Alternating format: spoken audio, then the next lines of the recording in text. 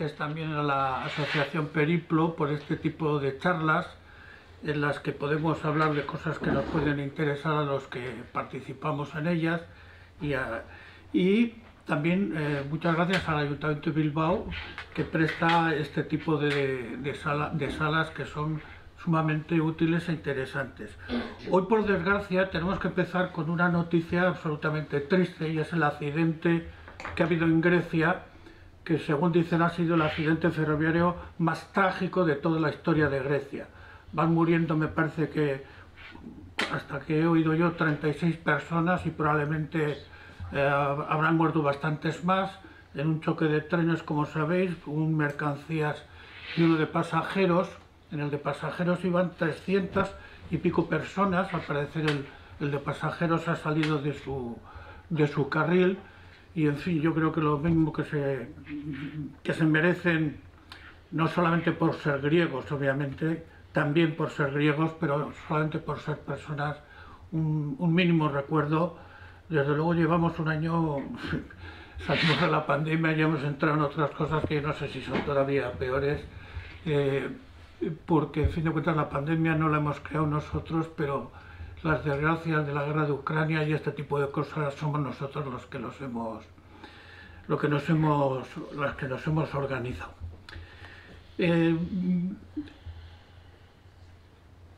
Antes de hablar del discurso del que quiero hablar hoy día, voy a hablar un poco de cuál es la importancia de la oratoria y cuál es el papel de Grecia en la invención de la oratoria. Porque la oratoria no ha sido una actividad, aunque a nosotros nos parezca lo contrario, no ha sido una actividad de todas las sociedades que nosotros conocemos. Para poner como contraste las sociedades en donde vive Grecia, cuando Grecia aparece y se organiza como organismo político y como mentalidad diferenciada con respecto a otras sociedades, son las sociedades orientales. Las sociedades orientales son sociedades autoritarias, completamente autoritarias. Y en estas sociedades el único que podía hablar realmente y el único que hablaba era el rey, el sátrapa, el faraón, en fin, cualquiera que fuese el título que tuviese. La exposición que hace el sátrapa o el rey, en fin, me vais a permitir cualquier tipo de estas expresiones, es un discurso o una palabra en donde él expone sus deseos. Yo quiero que esto sea así. En segundo lugar, elogia su propia personalidad y su propia función, normalmente conexionándola con los dioses tutelares de su propia sociedad, y por tanto se ensalza. Y en tercer lugar, da órdenes. Es decir, el discurso de un faraón no es jamás un discurso que tenga que ver con la expresión de deseos y necesidades de la comunidad en donde vive. Y precisamente por eso también es la única palabra interesante, la única palabra presuntamente útil de las sociedades en donde esta gente habla. Los ciudadanos normales, en el supuesto de que haya ciudadanos en esta sociedad, no existen, viven en el silencio. Y los sacerdotes, cuando hablan siempre por delegación del rey, por delegación de esta autoridad divina o semidivina, y para expresar y reforzar también la voluntad de este ser soberano. En Grecia se descubre por primera vez, a mi modo de ver, que la palabra no corresponde solo a un individuo, por muy excelso que sea, sino que la palabra es un bien común. Dicho de otra forma, que la palabra corresponde a todo ser humano. ¿Recordáis que hay una definición que se ha hecho famosa en la historia de la filosofía, según algunos, la única definición realmente precisa de lo que es el hombre, que lo define como animal de palabra? Y fue la de Aristóteles, pero que recoge muy bien la mentalidad griega. El término griego la definición griega es... Perdón.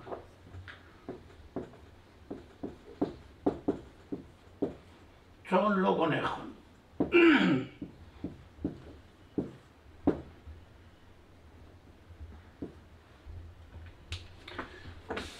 El hombre es un ser vivo especialmente es un animal. Recordar cómo Darwin es lo que hace es desplegar hasta el fondo esta concepción, y los latinos tradujeron logonejo, bueno, que literalmente es que tiene logon, que tiene palabra. Los latinos lo tradujeron por razón, y eso es un malentendido básico, porque lo que los latinos entendían por razón es la capacidad de calcular, es decir, el hecho de que si yo tomo dos aspectos cualesquiera de la realidad o dos cosas cualesquiera de la realidad, puedo comparar una con otra y decir cuál es más importante y cuál es menos. O también la capacidad de deducir. Si yo afirmo que todas las cosas, o sea, que todos los seres vivos son mortales, y digo Sócrates es un ser vivo, Sócrates es mortal. Esto no es lo que un griego entendía por logos, aunque también lo incluía. Cuando un griego habla de logos, habla literalmente de una palabra con sentido. Es decir, cuando yo digo algo, estoy diciendo algo que interesa tanto a mí como a la comunidad. Y obviamente una palabra con sentido siempre es algo comunitario. No hay un lenguaje de un individuo particular. El individuo particular lo que hace es utilizar palabras que son comunes para darles un sentido y volverlas otra vez a la comunidad de donde proceden. Entonces, cuando Aristóteles, repito, lo interesante no es que esta definición sea de Aristóteles. Aristóteles aquí lo que hizo fue, digamos, concentrar en una fórmula absolutamente relevante la concepción que los griegos tienen de la palabra. La palabra es lo que define al hombre.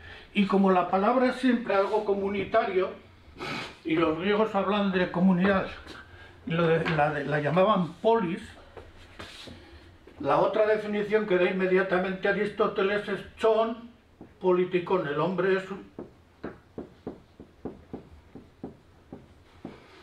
es decir, el hombre es un ser que vive en la polis, que era para ellos la forma suprema de comunidad.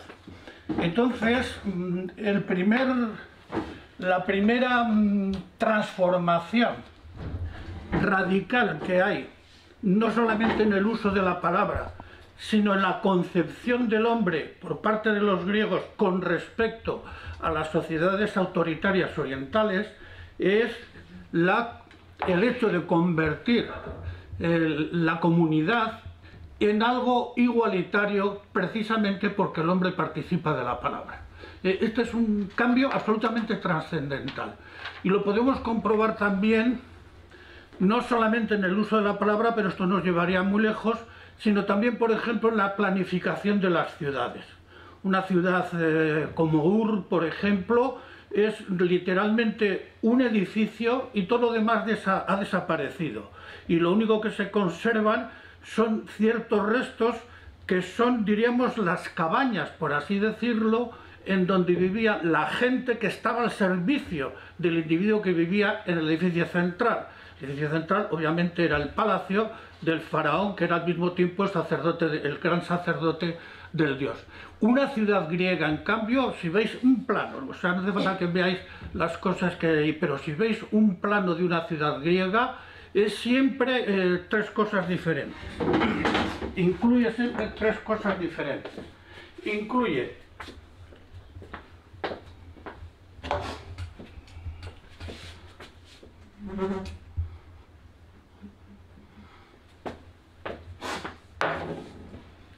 un lugar reservado a los dioses, la Acrópolis. Pensar, por ejemplo, en Atenas, por decirlo de alguna forma, es un punto elevado para que todos los miembros de la ciudad y miembros de otros lugares que venían a Atenas lo pudieran ver, pero en la inmensa mayoría de las ciudades es así. En segundo lugar, un centro público, la plaza. Los griegos descubren por primera vez la plaza algo que a nosotros también nos gusta mucho, en donde estaban pues otra serie de edificios, la cárcel, estaban los comercios, estaban los baños, etcétera, etcétera. Y luego los centros privados, que era la vivienda y que eran un desastre en Grecia realmente. Lo significativo de la ciudad griega no es la Acrópolis, aunque a nosotros nos llame mucho la atención, es la plaza, el ágora. Esto es lo fundamental, porque era el lugar en donde los griegos se reunían constantemente, o sea, no podían vivir en sus casas privadas, que eran muy higiénicamente eran un desastre y además no tenían ningún interés en cuidarlas, y se reunían en lugares públicos. Eso digamos, es coordinado, o si quieres, es coherente con la idea misma de que la palabra es una cosa absolutamente pública. Entonces, los griegos tienen otra característica unida a esta, digamos, de la concepción del hombre como un ser público y un ser de palabra, y es que jamás o daban una información o daban una idea si no trataban de justificarla.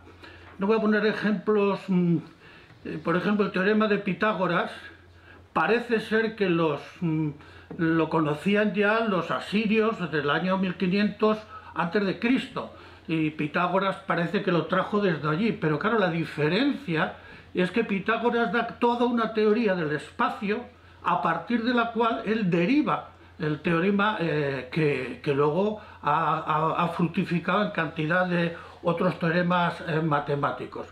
Bueno, pues el uso de la palabra, ellos distinguieron también toda una teoría que yo no me voy a meter ahora, que la formuló Gorgias, el sofista,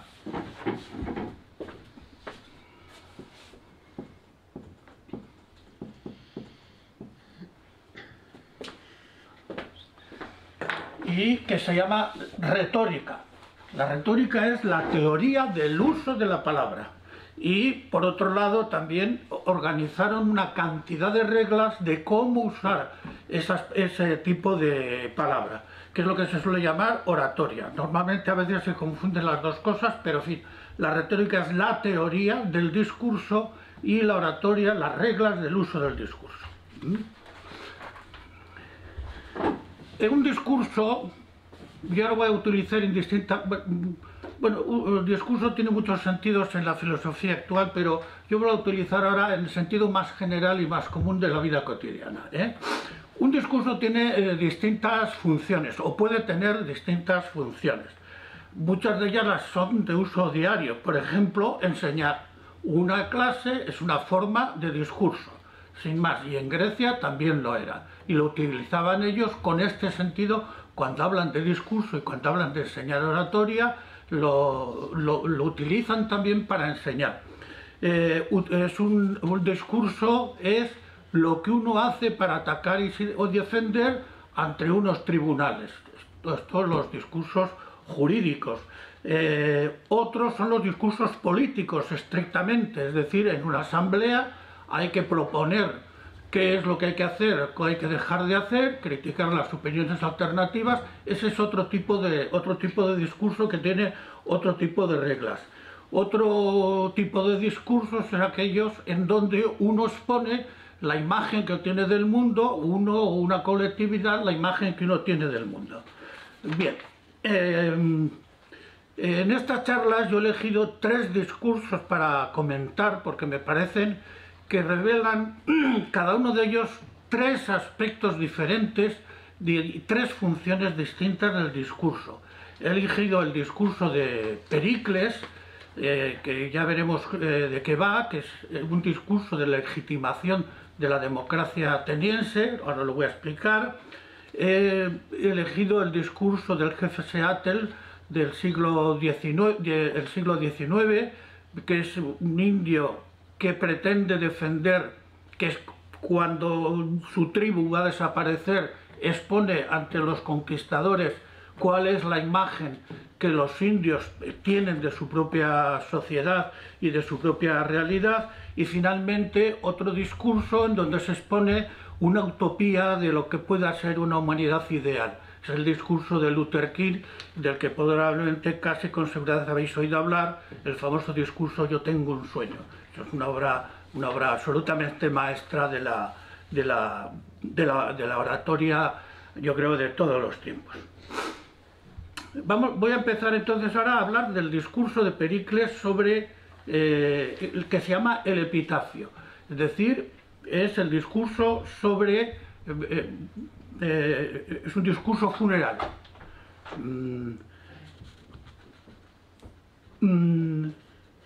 Cuando comienza la guerra del Peloponeso, el año 431 a.C., en donde Atenas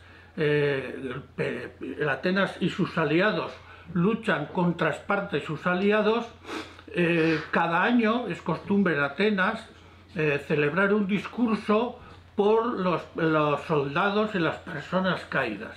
Entonces, delante de todos los cadáveres, allí presente, los atenienses elegían a un orador distinguido, personaje famoso en su tiempo, para que ensalzara a los caídos delante de, normalmente, sus familiares, sus descendientes, sus antecedentes y delante de todas las personas que quisieran asistir a este tipo de actos.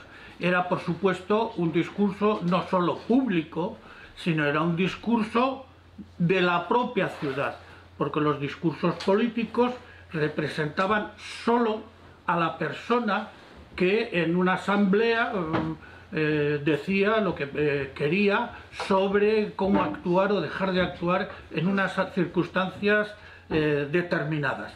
En cambio, el epitafio es, por así decirlo, es la delegación de la ciudad en una persona que les representa en unas circunstancias absolutamente penosas. Es un discurso de legitimación de la democracia. Yo quiero hacer una distinción conceptual, que yo creo que a veces se está confundiendo cosas unas con otras, de tres aspectos, tres ideas muy distintas, para distinguir lo que es exactamente el concepto de legitimación. En primer lugar, el concepto de legalidad o de ley. ¿Qué es algo legal? Lo legal, en principio, es algo atenido a la ley. No tiene más misterio que ese. Pero, ¿qué es la ley? Una ley es siempre un mandato de una sociedad sobre alguno de los aspectos que a esta sociedad le interesan y que impone al conjunto de los miembros de su comunidad la idea de que debe ser obedecida. Una ley siempre es particular, es decir, no hay una ley universal en la sociedad. Hay una ley sobre los vestidos, puede haber sobre los vestidos, o sobre la vivienda, o sobre el matrimonio, o sobre el sexo, o sobre aspectos concretos. Las leyes siempre son precisas, de aspectos determinados. En segundo lugar, las leyes tienen fechas, es decir, no son eternas ni en el nacimiento ni tampoco en la duración. Hoy se puede dar una ley y se sabe que dentro de 2 años, 15 años, 80 años pueden desaparecer y pueden ser abolidas. En las sociedades complejas como son la nuestra, las leyes están escritas y además están promulgadas por ciertos organismos, por ejemplo los boletines oficiales del Estado. Entonces diríamos, esto es importante. Otro aspecto importante de la ley es que, precisamente porque las leyes obligan, normalmente van acompañadas de penas. Es decir, a quien no cumpla la ley se le pone pues una multa, una privación de libertad, en fin, cosas por el estilo. De modo que la pena es correlativa al concepto de ley. Otro concepto distinto al de ley o lo legal es el de legitimidad, que es otra cosa diferente. La legitimidad no afecta a contenidos concretos. La legitimidad de una sociedad no te dice lo que tienes que hacer o dejar de hacer. La legitimidad afecta a la justificación de las leyes o costumbres existentes. Se trata de explicar por qué una ley o por qué una costumbre o por qué un procedimiento o por qué un decreto es válido o no es válido. Y esta manera de justificar puede ser de dos tipos. Uno, bien por procedimientos. Figuraos, por ejemplo, que mañana a alguien se le ocurre en España dar una ley, pero que no es ni el Parlamento español o el Parlamento vasco, depende de sus ámbitos de legitimidad. Tiene que estar, o que da un decreto pero que no lo publica, entonces tiene que publicarlo, es otro elemento de legitimación formal. Pero hay otro aspecto de de legitimidad formal, y hay otro aspecto de legitimidad que es también no solamente el procedimiento, sino el contenido. Yo puedo dar una ley, el Parlamento puede establecer una serie de decretos que vulneren lo que en esa sociedad se considera como justo e injusto. Entonces sería una ley formalmente con legitimidad, pero desde el punto de vista del contenido sería una ley ilegítima. Y la legitimidad no afecta solo a las leyes, aunque también afecta a las leyes por descontado, sino también a las costumbres sociales. No está escrito en ninguna parte cómo tengo que tratar yo a mi vecino, pero claro, yo no puedo ir por ahí con mi vecino y difamarle. Desde el punto de vista de los criterios sociales que rigen nuestra manera de pensar, la difamación no es legítima. Es muy eficaz, pero no es legítima. Bien, y el tercer concepto es el de legitimación.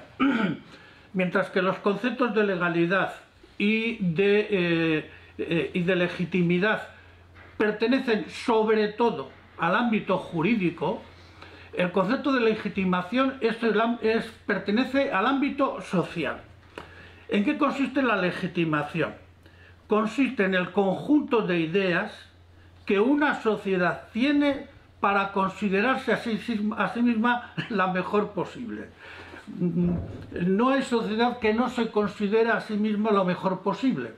Se considera que tiene muchos defectos, pero que incluso con esos defectos es la mejor. Vosotros habréis visto que si yo hablo en una sociedad establecida o bien establecida, no hay democracia que nos considere la dictadura mucho peor que la democracia. Esto es un principio absolutamente elemental. No hay sociedad que no considere que los valores que ella tiene son aquellos que deben regir el comportamiento no solo de sus miembros, sino de todos los miembros posibles de la humanidad. Es decir, la legitimación normalmente tiende a sobrepasar los límites en donde está establecido. Voy a poner algunos criterios de legitimación que son muy conocidos, porque muchas veces ni siquiera nos damos cuenta que vivimos en ellos, pero veréis cómo, por ejemplo, en Estados Unidos, un criterio de legitimación social es la meritocracia. O sea, allí se dice que la persona que vale sale siempre adelante. Este es un principio básico de la sociedad norteamericana. Y viven con ese criterio. Vas allí y sin ir allí te dicen, no, tú sí vales, sales de la pobreza porque ahí te fomentan todas las habilidades que tienes. Este es un criterio básico de la sociedad americana. Si os dais cuenta, esto no está escrito en ninguna parte de las leyes de Estados Unidos. Es simplemente una presunta idea social con la cual los norteamericanos viven. Otra cosa es que sea verdad, pero en principio ese es un criterio de la sociedad norteamericana.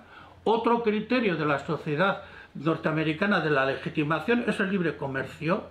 No, dejar a toda la actividad de las personas o de los grupos sociales que actúen por su cuenta, y de esa manera ellos piensan todo, diríamos, la organización social y todos los individuos que pertenecen a esa organización social quedarán favorecidos. Este es otro criterio absolutamente establecido, que además luego se lleva a las leyes, por supuesto. Entonces diríamos, estos son dos criterios que, como veis, algunos son muy generalizados. Por ejemplo, lo del libre comercio, prácticamente todas las sociedades que llamamos occidentales lo han aceptado, todas las democracias europeas viven bajo este presupuesto. Lo de la meritocracia es menos evidente en cuanto, repito, en cuanto a que el ciudadano lo tenga en la cabeza y actúe de acuerdo a él, pero son criterios que rigen en la sociedad norteamericana, y desde el punto de vista de los norteamericanos viven con ellos, porque si no habrían encontrado o tratarían de encontrar otros que les permitieran vivir mejor en la sociedad en la que ellos viven. Obviamente el origen de estos criterios de legitimación pues puede ser muy diverso, puede ser una tradición, siempre hemos vivido así, pueden ser los sistemas económicos que más o menos les marcan las pautas para que sigan así, puede ser la religión que les determina o que les ha enseñado a vivir así, etcétera, etcétera, ¿no? En nuestra sociedad un criterio, por ejemplo, de legitimación social es, si no me equivoco, la culpabilidad. Hemos vivido en un cristiano, y además de origen cristiano, hemos vivido en un ambiente social en virtud del cual se nos ha dicho que somos dependientes, porque la realidad no nos la hemos dado nosotros, somos dependientes de una realidad superior y le debemos al todo. Esta concepción teológica en el comportamiento cotidiano se plasma en la idea de ser deudores de algo que no sabemos de qué es, y eso es de alguna forma el sentimiento de culpabilidad.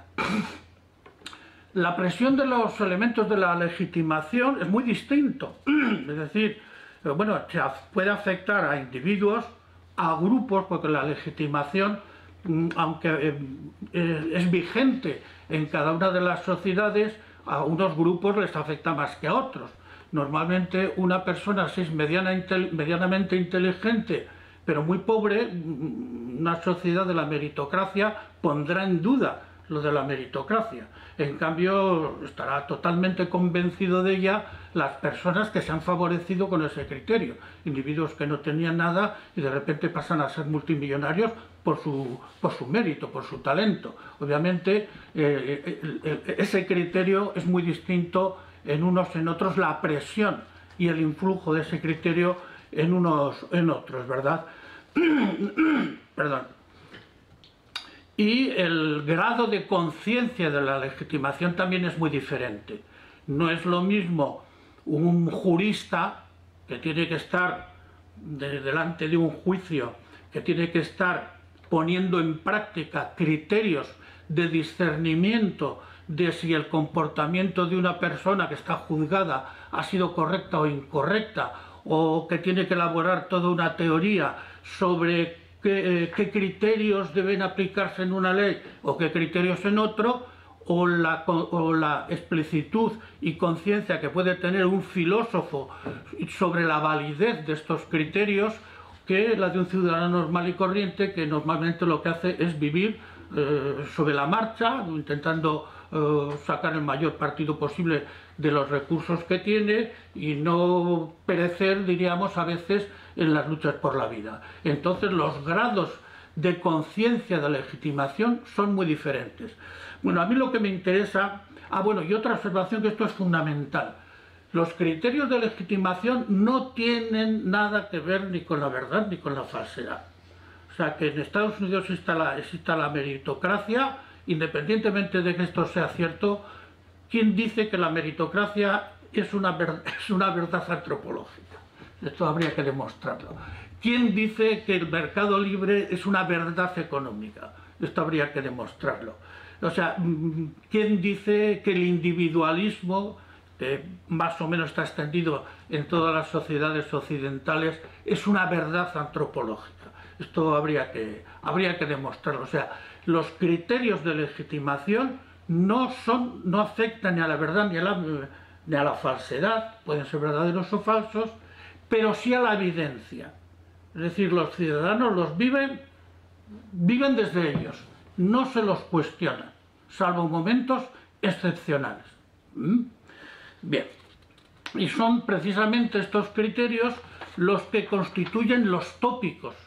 Y los tópicos son ideas que una sociedad tiene, digamos que son 3 días, por ejemplo, y que inciden en el comportamiento de la gente. Es decir, no son solamente ideas vagas, ideas de si hay 100.000 millones de estrellas o 4.000 millones de galaxias. Esto es una idea. Los tópicos te dicen al ciudadano de una manera, sin que él lo sepa la mayoría de las veces, cómo debe de comportarse y cómo debe actuar, y consiguientemente son un gran factor que la sociedad debe manejar. La sociedad, habría que saber quién maneja en este caso la sociedad, quién produce los tópicos, porque son un factor de integración social.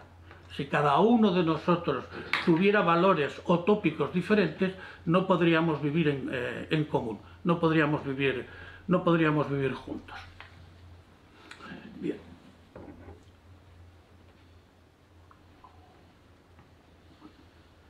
Bien. A Pericles, entonces el año 429, si no me equivoco, antes de Cristo, le encargan el discurso, el epitafio. Por tanto, es un discurso absolutamente público, en todos los sentidos del término. Él está hablando en nombre de la ciudad, está representando a la ciudad. Pericles era un gran orador, él se sabe, por sus intervenciones en las asambleas atenienses, pero cuando él interviene en las asambleas atenienses es para llevar adelante sus propios intereses, que pueden ser los de Atenas o contrarios a los de la Comunidad de Atenas, o partidarios de ciertos sectores de la Comunidad de Atenas, normalmente digamos los sectores democráticos, pero en este caso él habla en nombre de toda la comunidad. Por tanto, lo que diga Pericles en este discurso es muy significativo de lo que un ciudadano ateniense piensa sobre sí mismo, y piensa también sobre sí mismo como ciudadano, es decir, como organización política, y también muy interesante sobre cuáles son los criterios de legitimación del orden social ateniense. Tener en cuenta que estamos en plena guerra, acaba de empezar la guerra, no se sospecha cuánto tiempo va a durar, pero Pericles sí sabe cuáles son los criterios para seguir en esa guerra y vencer a los espartanos. Repito que los espartanos son un grupo, no solamente de Esparta, sino un grupo de ciudades. En realidad, Grecia está dividida en 2. La Liga Marítima, que es una economía democrática, o sea, son organizaciones democráticas, son una economía mercantil básicamente, y el grupo espartano, que es una economía más o menos rural y continental, y al mismo tiempo son países de una organización absolutamente aristocrática. Bien. ¿Cómo justifica Pericles la democracia ateniense? Porque además lo interesante de este discurso es que Pericles no va a tratar de consolar a los vivos de la muerte de los difuntos. Tampoco va a hacer un elogio de los difuntos, que las dos cosas las hace en este discurso. Pero Pericles no está interesado en esto. Pericles, lo interesante de este discurso es que todo eso lo presupone.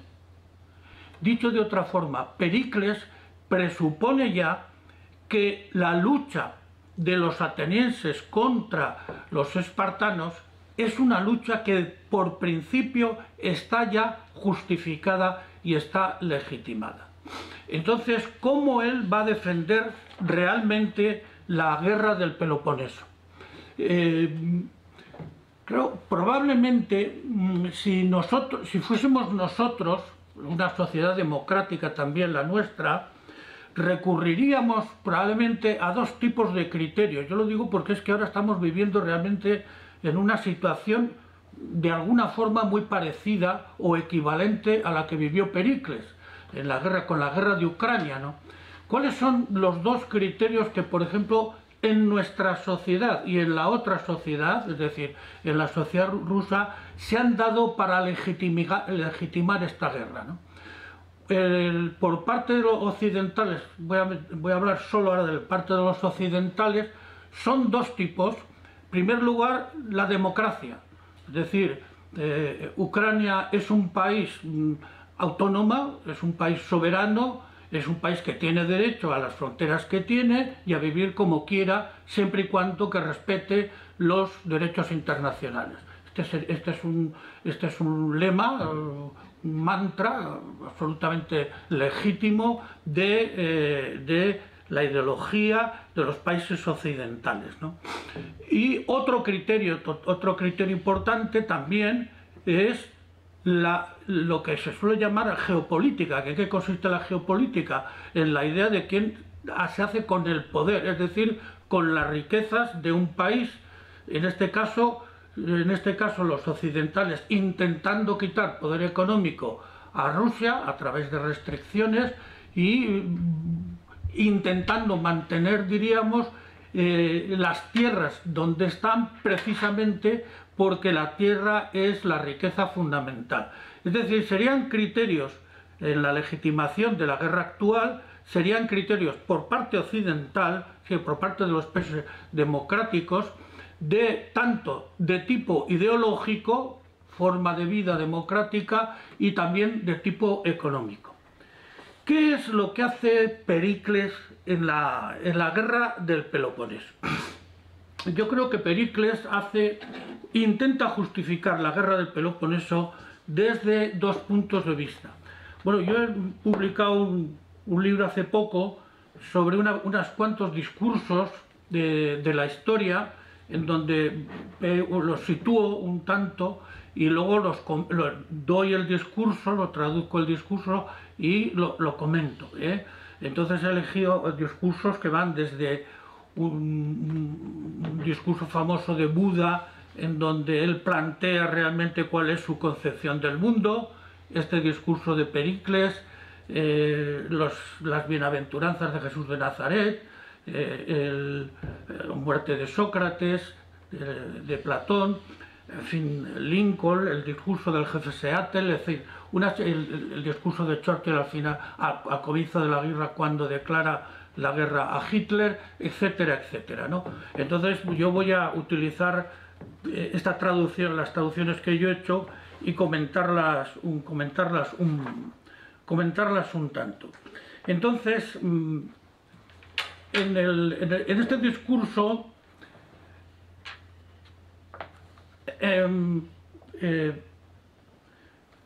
Pericles comienza básicamente diciendo cómo él va a justificar la actuación de esta gente que ha muerto en la guerra. Y dice así: partiremos de qué temple y de qué régimen político y con qué costumbres se llegó a semejantes grandezas. Presupone obviamente que la lucha es una grandeza, aquí no lo justifica de ninguna de las formas, es un silencio típico realmente en todo orador, no justificar precisamente lo más importante. Y por otro lado, ya os dais cuenta que dice, en primer lugar, la actitud de los hombres en la batalla, la actitud de los ciudadanos en la batalla. Segundo lugar, esa actitud se debe a un régimen político determinado, que tendrá que explicar en qué consiste y en qué deja de consistir. Pero en tercer lugar, no bastan estas dos cosas, porque el régimen político son unas instituciones públicas y reconocidas, y en tercer lugar, lo que él llama las costumbres. Qué forma de vida tienen los ciudadanos atenienses para conseguir estas grandezas que, según él, están poniendo de manifiesto en la guerra del Peloponeso. Yo me voy a fijar, bueno, en los tres aspectos que aquí menciona Tucídides, porque luego, Tucídides es el historiador que nos ha transmitido este discurso. Entonces me voy a fijar en los tres aspectos que él menciona y veréis cuál es la ideología de la democracia ateniense. Este discurso es sumamente importante, no solamente como pieza oratoria, que es una obra maestra, es un poco difícil, tengo que reconocer, pero es una obra maestra porque luego ha sido realmente un modelo para todos los grandes discursos políticos, Lincoln le imita, etcétera, etcétera, y además porque yo creo que resume perfectamente la ideología democrática ateniense. No hay un filósofo y no hay un orador ateniense que diga con tanta precisión en qué consiste la vida ateniense. Platón conocía muy bien la vida ateniense, era un despiadado crítico de la vida ateniense, pero en los críticos se ve muchísimas veces, diríamos, el núcleo esencial de una sociedad. Los enemigos tienen una cierta percepción notable sobre lo que ellos consideran errores, ¿no? La mejor descripción, estoy recordando ahora, la mejor descripción del arte románico la hizo un enemigo visceral del arte románico, que es Bernardo de Claraval. Es una descripción destructora, pero claro, está describiendo perfectamente. Si aceptas lo que él dice del arte románico y simplemente en vez de decir que eso es negativo, que eso es positivo, tienes perfectamente lo que es el arte románico. Probablemente la mejor descripción que se hizo en su tiempo del arte románico. Yo creo que ahora en el caso de Platón ocurrió lo mismo. Es una descripción feroz de la democracia ateniense, pero claro, da en los puntos claves. Bueno, pues yo creo que ni siquiera la crítica de Platón acierta tanto en la descripción de la vida de un ateniense y de los criterios de legitimación en que vive un ateniense. Bien, según él, según Pericles, el régimen político es un régimen de democracia y define la democracia como la definimos nosotros, es decir, es el poder de la mayoría sobre la minoría. Y utiliza aquí el término de igualdad. En una democracia todos son iguales ante la ley. ¿Y cómo entiende la igualdad? Esto es muy interesante, sobre todo en ciertas concepciones actuales que más que hablar de igualdad hablan de igualitarismo. Dice, bueno, su nombre, el régimen de esta sociedad, es democracia, porque se administra no para pocos, sino para la mayoría. Todos participan según las leyes en igualdad para todos respecto a las diferencias particulares, según la dignidad, tal y como cada uno lo estime. No es honrado por particularidad alguna por la comunidad más que por su valía. ¿Qué significa aquí lo que dice Pericles? Pericles dice, con respecto a la ley, todos somos iguales y consiguientemente un ciudadano tiene derecho a ir a una asamblea y votar sí o no votar ante cualquier propuesta que se hace. Pero Pericles distingue, la igualdad no significa que cada ciudadano tenga la misma capacidad, ni de conocimientos, ni de dignidad humana, ni de actitudes y aptitudes para participar en la vida pública. Es lo que él llama valía, que es un término, yo lo he traducido así, valía, que se suele traducir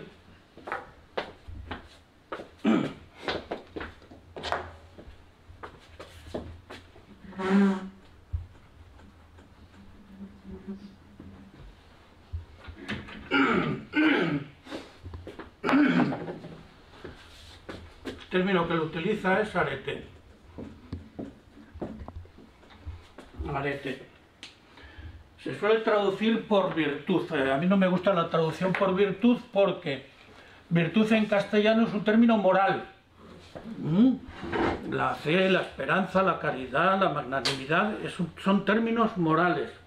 En Grecia la palabra arete no tiene sentido moral solo, sino que significa las capacidades que un individuo tiene. que pueden ser morales, que pueden ser de actividad, que pueden ser de participación, y eso no tiene que ver en principio, tal como nosotros lo entendemos, con la moral.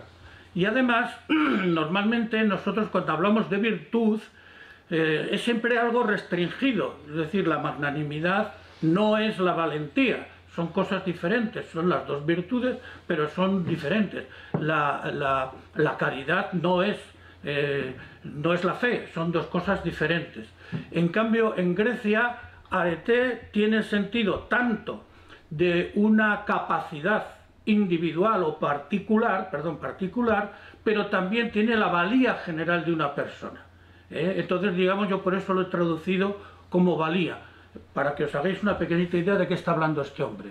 Es decir, está hablando de que en una sociedad democrática, en concreto en la sociedad ateniense, a pesar de que todos son iguales ante la ley, no todos son estimados de la misma manera y consiguientemente se garantizan las diferencias particulares. La igualdad no es igualitarismo.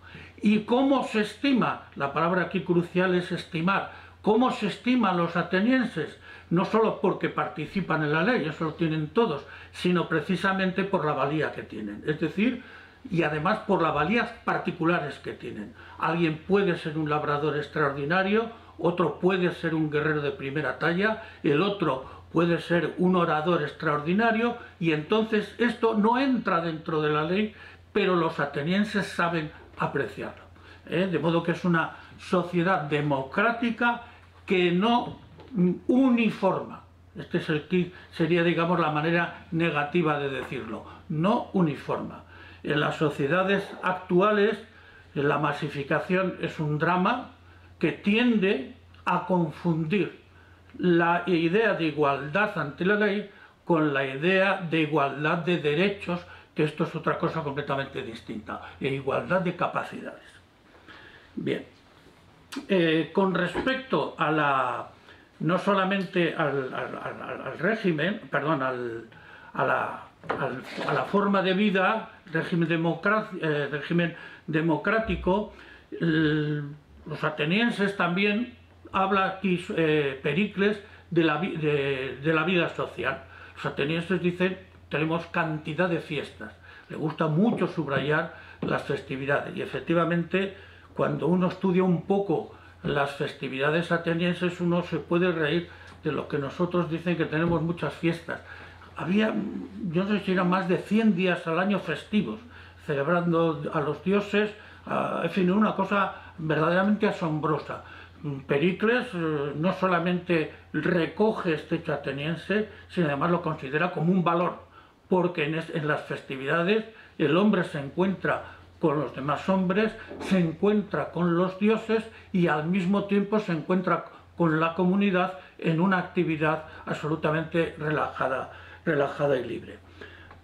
Otro aspecto importante de Pericles en este discurso dice, precisamente hablando de la guerra, que parece que es que en la guerra todos los miembros de una comunidad que está en guerra deben precaverse contra el exterior por descontado, pero incluso casi contra los miembros del interior, pues si los espías o cosas por el estilo. Pericles, fijaros lo que dice en el caso de la guerra, dice, pero nos diferenciamos también en las actividades militares de nuestros enemigos en lo siguiente: mantenemos una ciudad abierta y no hay momento en que abandonemos a un extranjero al destierro de nuestra enseñanza, de nuestro espectáculo. Es decir, incluso en plena guerra, los atenienses son capaces de admitir en su círculo más íntimo, en su círculo más reducido, a todos los extranjeros. Está pensando probablemente en los llamados metecos. Los metecos son un grupo social de extranjeros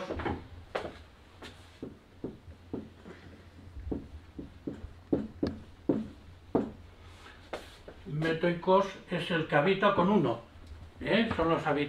son los extranjeros que normalmente vivían en Atenas. que eran un porcentaje inmenso de la población, no tenían derechos de ciudadanía, y para Atenas eran muy importantes porque son gente normalmente muy rica y son gente normalmente que llevan el comercio o traen el comercio de las ciudades y de los países de alrededor, y comercian con los atenienses. Entonces Pericles ni siquiera sospecha o afirma, ni siquiera afirma que a esta gente durante la guerra se les haya que expulsar. Esto es algo verdaderamente notable, porque en una guerra se comprueba que los que más sufren al comienzo normalmente suelen ser los extranjeros posibles. Y os habéis dado cuenta que cuando se ha empezado la guerra de Ucrania y demás, automáticamente hay ciertos países, España, en fin, Estados Unidos por mencionar, lo primero que hacen es, por favor, los españoles en Ucrania, los norteamericanos en Ucrania, que vuelvan a su país porque les pueden ocurrir muchas cosas. Aquí Pericles dice exactamente lo contrario. Y obviamente Pericles está muy ilusionado con la educación que se le da a la infancia, que también en ese mismo discurso habla. Hay otra característica que Pericles subraya de la vida ateniense, y la llama él de una forma muy curiosa por lo menos para la sociedad actual. Dice: apreciamos la belleza con utilidad y filosofamos sin blandenguería. Bueno, le gusta mucho, a Pericles le gusta mucho expresarse en formas contrastadas, o sea, decir con términos contrarios realmente una idea absolutamente básica. Luego voy a explicar por qué. Apreciamos la belleza con utilidad, es decir, nos gusta el arte, nos gusta hermosear nuestro propio cuerpo, pero siempre y cuando esta belleza vaya unida a servicios que nos pueda prestar para vivir mejor en comunidad. De modo que no se trata de una belleza simplemente por decir que uno está guapo o que la ciudad es hermosa. Pericles había organizado nada menos que todo el embellecimiento del Partenón, todas las murallas grandes de Atenas, habría engrandecido el Pireo, en fin, las obras de Pericles son algo verdaderamente asombroso. Dice, esto no es solamente bello, esto es útil, o si queréis, es una utilidad, porque amplía la posibilidad de comerciar, por ejemplo, en todo el Mediterráneo, convierte el Pireo, si no me equivoco, en el puerto más grande de todo el Mediterráneo, pero lo hace además de una manera que los atenienses quedan totalmente admirados y totalmente identificados con este tipo de obras por su belleza. Dice, y filosofamos sin blandenguería. ¿Qué entiende aquí por filosofar? Filosofar entiende Pericles varias cosas al mismo tiempo. Por un lado, la conversación de la vida cotidiana, a la que se va a referir posteriormente. Los ciudadanos atenienses, ya os he dicho, viven en la plaza, no es que salen de vez en cuando a la plaza, viven en la plaza, y esa conversación no es una cháchara, no es un murmullo, no es hablar del vecino, dejar de hablar del vecino, sino que hablan siempre de cosas interesantes. Y tanto en la plaza como también, obviamente, en las asambleas. Y a este hablar con sentido, eso es lo que Pericles llama filosofar. Pero Pericles también conoce, y lo conocía de manera muy inmediata, porque en su entorno había habido filósofos como Sócrates, como Anaxágoras, como Aspasia, etcétera, etcétera, que habían sido perseguidos realmente ajusticiados por la sociedad ateniense, presuntamente porque hablaban de cosas que no tenían ninguna realidad o que eran directamente blasfemas. Por ejemplo, a Sócrates le acusan de que considera que los astros son piedras incandescentes en vez de ser dioses, algo que Sócrates niega porque él nunca había defendido esto, pero sí hay algún filósofo contemporáneo suyo, Anaxágoras un poco mayor, en donde efectivamente defiende esto, ¿no? Entonces Pericles tiene que curarse en salud. Nosotros especulamos nosotros hagamos con sentido, pero eso no significa que vayamos a relajar nuestros intereses y nuestra actividad en la vida cotidiana. Esto es lo que entiende él por esta frase, dice: la belleza con utilidad y filosofamos sin blandenguería. Y por eso él también a continuación sostiene que la actuación del hombre ateniense nunca es una mera respuesta a una provocación, sino que siempre está dirigida por la razón. Otro criterio típico de Pericles es que la acción humana debe ir unida a la razón. Este hecho que Pericles utilice siempre contrapuestos armonizados, razón, acción, filosofía, blandenguería o belleza, utilidad, etc., se debe, a mi modo de ver, él no lo dice obviamente, pero si se analiza con detalle, se debe a que en la sociedad ateniense está viviendo una situación de tensión inmensa. Es decir, Pericles quiere quedarse bien con todos, quiere quedarse bien con los filósofos y quiere quedarse bien con la gente de la vida cotidiana, quiere quedarse bien con los partidarios de la utilidad inmediata y quiere quedarse bien con los partidarios del embellecimiento, y así con otra serie de valores que está utilizando. Yo creo que la sociedad ateniense del momento de Pericles se logra, es decir, es una sociedad muy bien armonizada, de tensiones que no se ocultan y que han logrado encontrar una salida precisamente en este régimen democrático. Y Pericles creo que es el exponente de este equilibrio, que por cierto duró muy poco, no solamente porque fueron vencidos en la guerra, sino además porque es un equilibrio muy difícil de mantener. De hecho, la democracia ateniense en sus momentos de esplendor dura 50-60 años, no dura más. La famosa pentecontecia, es decir, 50 años de absoluta grandeza, ¿no? Bien, pues este es el discurso de Pericles. Si os dais cuenta, y para recapitular y para resumir, Pericles no, con todo esto, obviamente, está elogiando a los que han caído por Atenas porque serían los representantes de esta ciudad, y lo que quiere Pericles no es tanto hablar de un pasado. Él recurre al pasado para decir: nosotros descendemos de grandes personas, menciona alguna, y somos los padres de otras grandes personas, sino lo que quiere Pericles, es decir, al establecer esta continuidad histórica, está pensando en un futuro. Si seguís teniendo estos valores, les está diciendo Pericles a los atenienses, entonces seguiremos manteniendo nuestro poder, que es inmenso, tanto por mar, básicamente por mar, y lograremos vencer las dificultades que ahora tenemos, que es básicamente la estructura de una sociedad aristocrática como es la espartana. Pues esto es lo que quería decir, y ahora si queréis preguntar algo, pues podemos tener un rato de charla. Vosotros veréis.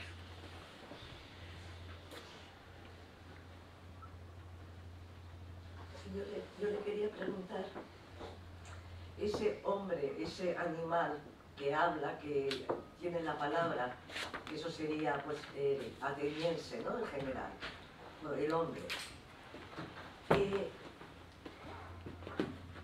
Vamos a ver, los esclavos, ¿cómo son considerados entonces? ¿Tienen palabra? ¿No tienen palabra?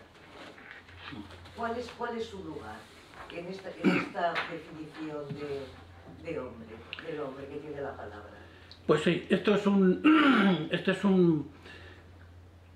un problema que todos los historiadores y que han elogiado Atenas siempre tienen.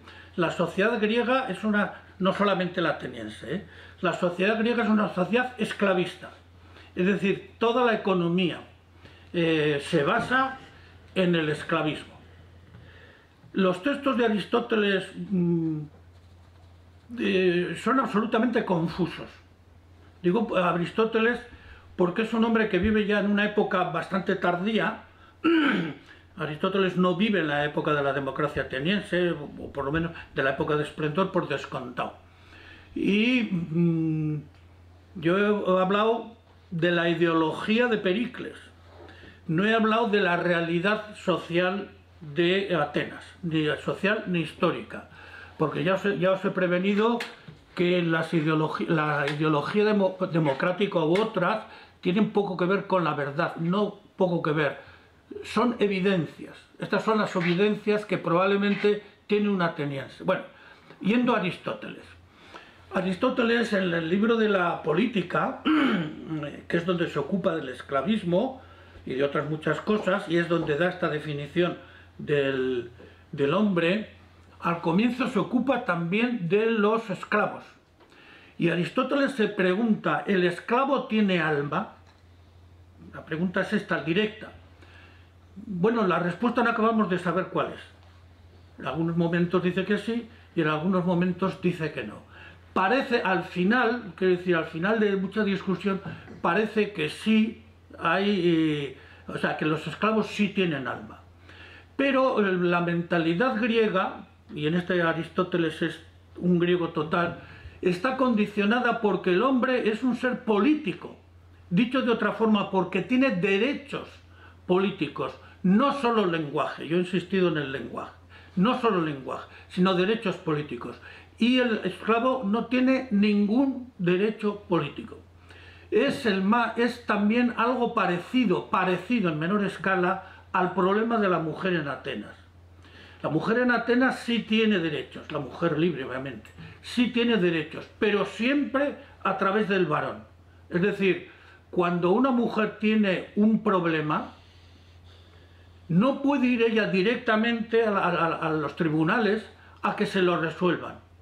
Tiene que ir o su marido, o su padre si no tiene marido, o si no tiene marido ni padre, su hermano, o un hijo adulto. No es tanto caso porque Aristóteles, que yo sepa, ni Aristóteles ni ningún griego negó jamás el alma a las mujeres libres, pero a los esclavos hay bastante confusión por parte de Aristóteles. De modo que el criterio del lenguaje hay que determinarlo o sobredeterminarlo con el criterio de la libertad. Y esto se manifiesta también en el tema de, por ejemplo, de las relaciones sexuales, de la pederastia griega, ¿no? Un griego libre puede tener relaciones sexuales con cualquiera, pero no con un adulto libre. No puede. Esto está absolutamente prohibido, diga lo que se diga. Porque se considera que en una relación sexual uno domina al otro. Y claro, entre dos hombres libres no puede haber una persona que domine a la otra. No sería libre. Ya, pero por ejemplo, eso que se cuenta, ¿no? Que los padres llevaban a los niños pequeños con un maestro que les enseñara. Ahí había una pederastia por parte del maestro. Sí, ¿no? sí, sí. Un niño. No, la pederastia griega es... Vamos, un niño de una familia libre también. Sí, no, la pederastia griega es un hecho bastante bien estudiado. En la vida cotidiana nuestra hay muchas confusiones sobre la pederastia griega. Me vas a permitir que me cite, yo tengo un libro dedicado no a este tema, pero que dedico por lo menos 70 páginas al tema. La pederastia griega es una institución como ha sido hasta hace poco el noviazgo en nosotros. Es decir, todo adulto libre tiene necesariamente un niño del que se ocupa de educarle y sexualmente. Es, digamos, y el adulto que no tiene un niño o dos, o los que fuera, se considera un dejado de la mano de Dios, es un desprestigio. Y yo creo que es por razones de tipo demográfico. Vamos a ver. Grecia es un país pobre, es un país muy reducido y encima tiene cantidad de montañas. Entonces no hay posibilidad en Grecia de grandes cultivos. Entonces, ¿Qué es lo que inventaron los griegos? Los griegos, para hacer frente a esta situación, inventaron dos cosas. Una es la colonización. Empezaron a enviar ciudadanos de forma organizada y a fundar ciudades. Marsella, en fin, todas las colonias de Asia Menor, etcétera, etcétera. De esa manera, digamos, desinflan la cantidad de población que puede vivir en el propio terreno griego. Pero es que del otro modo inventan otro procedimiento para controlar la natalidad, y es, diríamos, la pederastia. Satisfacen sexualmente sus necesidades y al mismo tiempo no tienen hijos. Al tiempo que, como no existen instituciones públicas de educación, o sea, no hay escuelas en Grecia, el adulto está por ley obligado a dar una educación determinada al niño. Esta es la pederastia griega. Si quieres ir... adultos que no están casados. No, también y luego tienen esos niños. No, todo lo contrario. Todo lo contrario. Son los adultos casados los que tienen niños a su cuidado. Porque mientras están solteros, ellos son los niños de los pederastas. Voy a hacer es que esto es... Bueno, esto salirse un poco del tema, pero...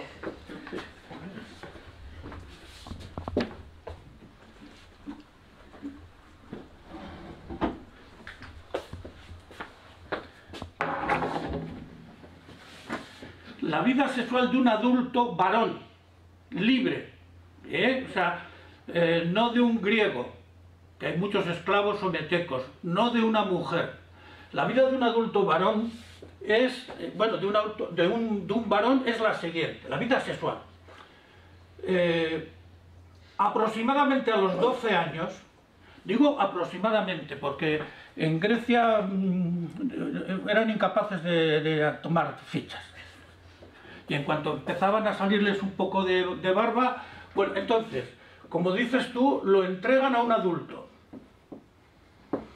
A un adulto, normalmente los padres. Cuanto más prestigio, riqueza y honores tenga el adulto, mejor será para el chaval. Aproximadamente. Bien, este chaval puede, digamos, estar con este adulto toda la vida si el adulto quiere. Pero igual el adulto dice, bueno, ya me he cansado de ti, no me sirves, etcétera, y le echa. Entonces el adulto puede tener a lo largo de su vida 2, 3, 5 chavales. Bien. Cuando llega a los 30 años, aproximadamente también, se casa. Entonces, tiene una mujer. Y el adulto tiene un niño, o 2 o 3, tiene relaciones sexuales con su mujer, de la cual les dan hijos. Tiene concubinas que le pueden dar hijos y que son reconocidas, pero la herencia pasa a los hijos de la mujer legítima, y tiene relaciones sexuales con esclavos y esclavas. Pero no tiene relaciones sexuales, no puede tener con otro adulto, ya os he dicho por qué. Con otro adulto libre, con otro adulto libre. Ya os he dicho por qué, porque ellos conciben la vida sexual como un acto de dominio. Entonces uno es el dominado y otro el dominante. Entonces entre dos seres libres no puede haber uno que se deje dominar. Sería un desprestigio para él. La vida sexual de la mujer es mucho más simple. La vida sexual de la mujer normalmente a los 15 años se casa, no ha conocido absolutamente ningún tipo de relaciones sexuales y probablemente es absolutamente ignorante de todo tipo no solamente de relación sexual, sino de menstruación, y si sabe algo se lo han enseñado las criadas, normalmente. Esto, por ejemplo, en Aristófanes y en Eurípides aparece claro, y se casa, se hace dueña de la casa, porque la educación de los hijos, a pesar de que digan otros, la decide la mujer, no la decide el marido, y se acabó.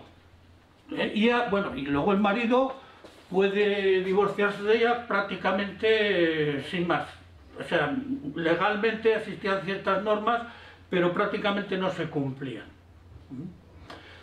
Yo tengo un libro, si quieres, se titula Costumbres eróticas occidentales, y ahí trabajo con cierto tipo de detalle este tipo de cosas.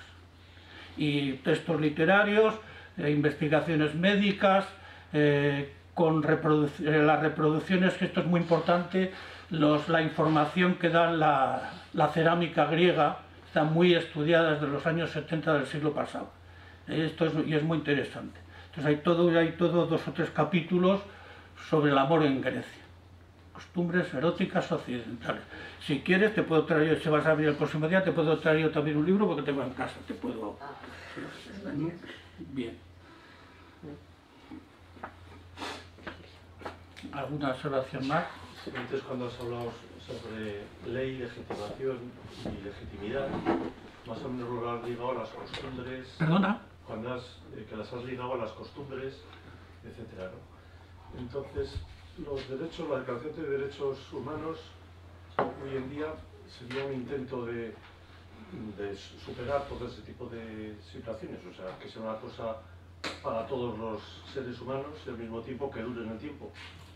Pues yo creo que sí, es una pregunta que me haces interesante, y yo creo que es una mezcla de legitimidad y legitimación, porque reúne, y bueno, incluso de legalidad, porque reúne en un código perfectamente establecido, en primer lugar, lo que se considera mínimo, no un máximo, lo que se considera mínimo de valores de una humanidad. En segundo lugar, se justifica por qué eso tiene que ser así. Es decir, hay una concepción no solamente implícita, sino bastante explícita de lo que es el hombre o deja de ser el hombre, y esto es un criterio de legitimación. Y en tercer lugar, porque quien ha establecido los derechos humanos no es un país, no eres tú o un individuo concreto, sino que es un organismo reconocido internacionalmente, que es las Naciones Unidas.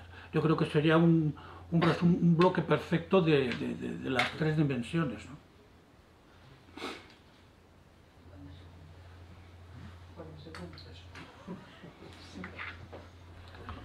¿Alguna cosa más? Sí, yo tengo una pregunta sobre la oratoria. Sí. Bueno, cuando has empezado a hablar de la oratoria, entonces la palabra, ¿no? Sí. Vale, y luego cuando has hablado de Pericles, has dicho que era un modelo de discurso, y dentro del modelo de discurso de Pericles has hablado de los silencios. Sí. Vale, entonces dentro de la oratoria, aparte de la palabra y de los silencios, ¿hay algún otro tipo de lenguaje que nos pertenezca a los humanos? Y luego, si eso ha tenido algo, si tú crees que ha tenido algún tipo de importancia en la hipostasis que tiene la palabra en nuestra cultura. Bueno, son 2 preguntas distintas. Claro, en la oratoria forma parte fundamental también luego la teatralidad. Por ejemplo, la gestualidad, yo no he dicho nada, la gestualidad. Los griegos parece ser que eran como estatuas hablando. Es decir, nosotros gesticulamos mucho. Probablemente Pericles y todos los oradores griegos, cuando subían a la tribuna a hablar, prácticamente ni se movían. O sea, eran gente, sabían el discurso de memoria, además no leían, ellos sabían el discurso de memoria y estarían hablando así, sin más. Una cosa, era la gestualidad que para ellos era obvia, pero curiosamente en los tratados antiguos de retórica, ahora estoy recordando que son básicamente 2, que son los tratados de Cicerón, luego en Roma, y los tratados de Aristóteles, no se dice nada sobre la gestualidad. Se dice cuándo tienes que empezar de una forma, cuándo tienes que empezar de otra, cómo utilizar un tópico, si tienes que atacar, si tienes que defender, pero no se dice nada sobre la gestualidad. Es una cosa sorprendente, ¿no? Obviamente lo que sí está en juego en la oratoria es el manejo de las emociones. Esto es el sustrato. Incluso el gran teórico de la oratoria, que es Gorgias, que os he mencionado antes, no el gran teórico, el que crea la oratoria, él sostiene que la oratoria no tiene nada que ver con la verdad. Tiene que ver con el hecho de que yo logre que las personas que a mí me escuchan hagan lo que yo quiero. Es decir, lo que él llama la persuasión.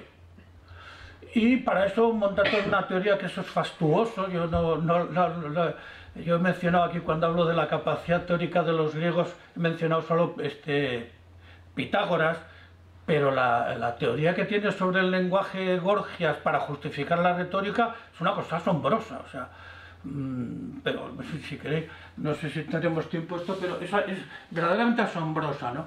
Entonces, las emociones, eso es básico, que no he mencionado, y eso tiene que ver con la psicología y la psicología social.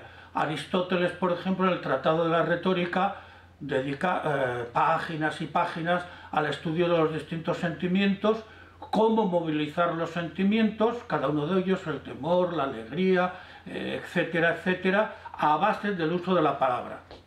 Y es un tratado que todo el mundo considera como un tratado de antropología absolutamente esencial. Probablemente el tratado de antropología más detenido del mundo antiguo.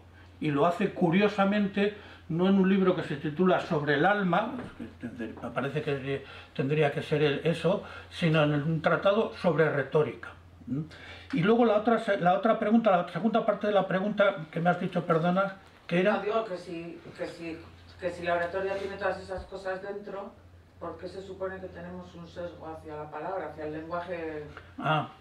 Bueno, que en la sociedad occidental es una sociedad que hablamos mucho. Esto es nosotros no nos damos cuenta. Tú vete a la casa y pon la radio, a que están hablando. Pon la televisión, a que están hablando. Coge tu móvil, a que están hablando. Es decir, la producción del lenguaje en nuestra sociedad, eso es algo absolutamente fuera de serie. O sea, otras sociedades, o sea, yo a un medieval no le hubiera podido explicar lo que hablamos nosotros, no el contenido, sino la cantidad de horas que metemos hablando. Es una cosa, ya ha habido teóricos, Adorno,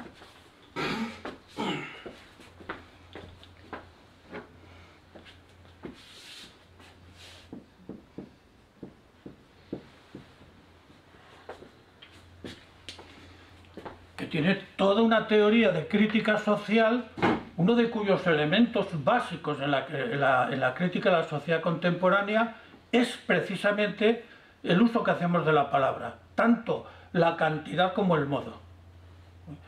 O sea, buscar silencio en nuestra sociedad, esto es una cosa bastante complicada, ¿no? Y esto es, en fin. Pero a mí lo que me interesa de Grecia, los griegos también hablaban, y siguen hablando mucho, pero lo que a mí me interesa es que los griegos liberaron la palabra realmente del dueño de la palabra. O sea, ellos dijeron, no, la palabra es de todos. A mí me parece que esto es esencial en la historia. Tanto en las culturas inmediatas, la cultura persa, la cultura egipcia, pero también en la cultura china y también en las distintas culturas que hay en la India, cultura védica y demás, ¿no? A mí esto me parece esencial, pero yo creo que no hablaban tanto. Lo que pasa es que a nosotros, claro, se nos ha quedado la idea de las asambleas atenienses, básicamente, pero los espartanos, por ejemplo, decían nimú. O sea, cuando se encontraban apenas si decían algo, ¿no? Y era otra cosa que a los atenienses les llamaba mucho la atención. Pero en la Edad Media, ¿qué es lo que hablaba una persona al cabo del día? Es una... Bien. Pues gracias. ¿Alguna observación más? Una pregunta. Los términos griegos de cuando se hacía la relación sexual entre el hombre adulto con el niño, ¿no era el erostés y el erosmenes? Efectivamente, sí. Suena de eso.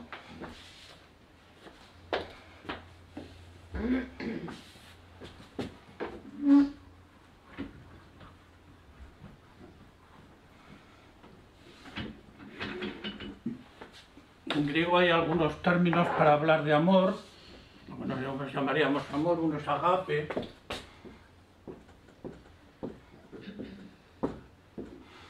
Agape y otro es eros.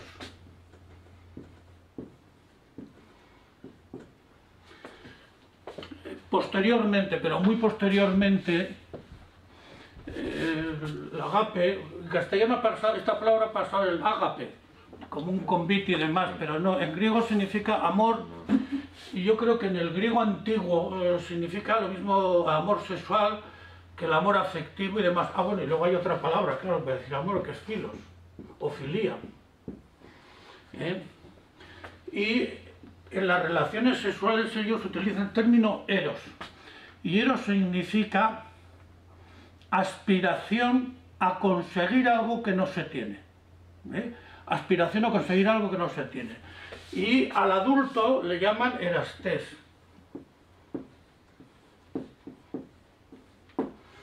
Es decir, amante traduciríamos nosotros. Si eros lo traducimos por amor, erastés es el amante. Y al chaval,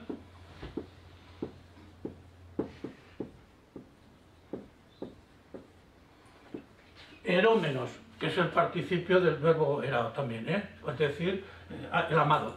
Amante y amado. El amante es el activo, el que domina, y erómenos es el amado, el dominado. Bien. Y luego filía, que este es un término que ya conocéis.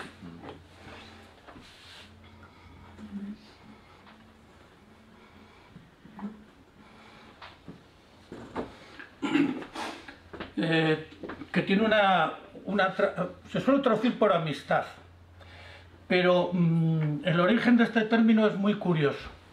Filía es un posesivo, o sea, filos, el adjetivo filos, es un posesivo, pero un posesivo de cosas que le pertenecen íntimamente a uno. Por ejemplo, en Homero es filos el hijo, la mujer, el marido, la casa, los bueyes de uno, claro, no los del vecino. Esos son los bienes que uno tiene y que le pertenecen a su propia intimidad, ¿vale? No pertenece a la filía o no pertenece al filos, pues yo qué sé, si hoy cojo un vaso de vino y lo bebo, es mío, lo he pagado, pero eso no se llama filos en griego, o sea, no pertenece a la propiedad una.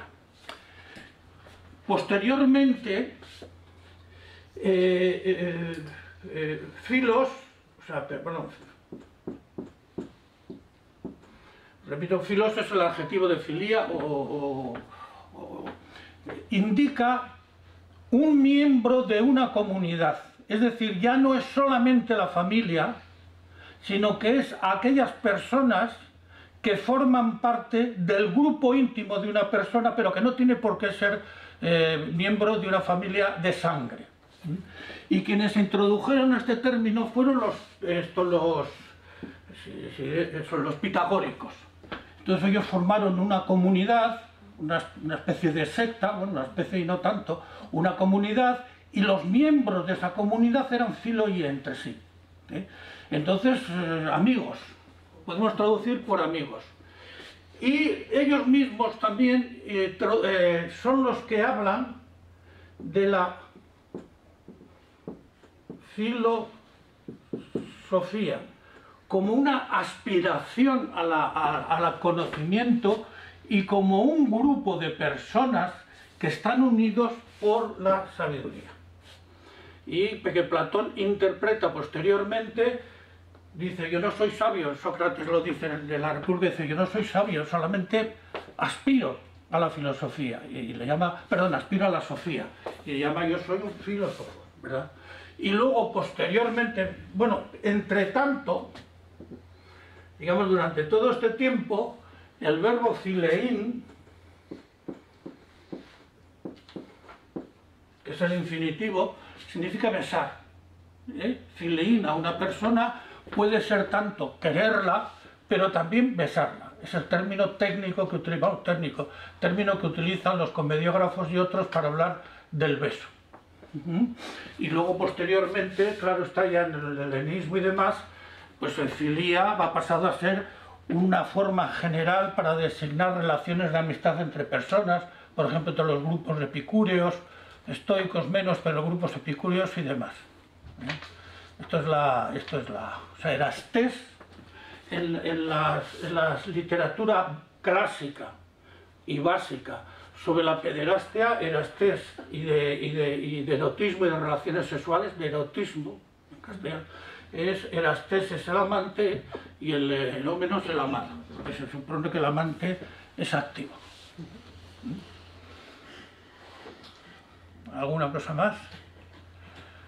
Pues muchísimas gracias y entonces hasta el miércoles.